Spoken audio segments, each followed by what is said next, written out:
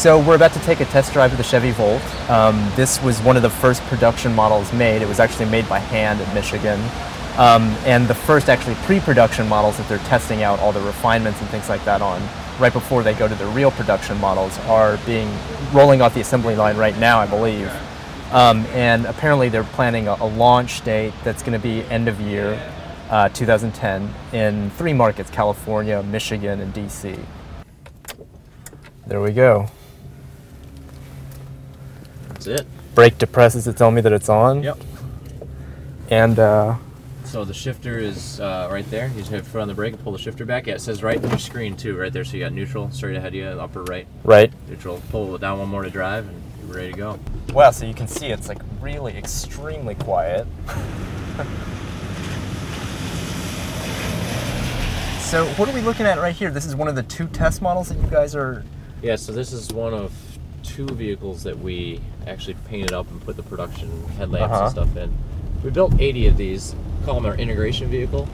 And they're basically, they were the first time all the production parts all came together. Now you can we just had the generator's running. If you listen carefully. So that's that, like the whirring sound that's like you really... Yeah, that sound is the generator. So that's it. Running. There's actually, I don't know if you guys noticed that, but we didn't pick up did you notice that, Michael? I didn't notice that. That was the generator kicking in. After the first 40 miles of battery operation, you get the generator coming in to extend the range. And how far does that extend the range by? If you had a full battery and a full tank of gas, you could go over 300 miles. 300 miles. Yeah.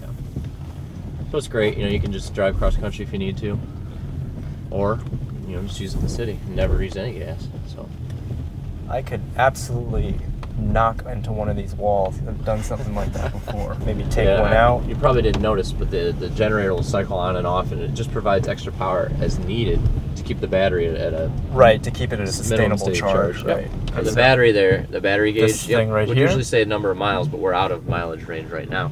So above that, though, you see your extended range, 91 miles, 91, with the amount of fuel we have in the tank. Right. Obviously, you have it says northeast there. We're pointing northeast at the top, very top center. Right.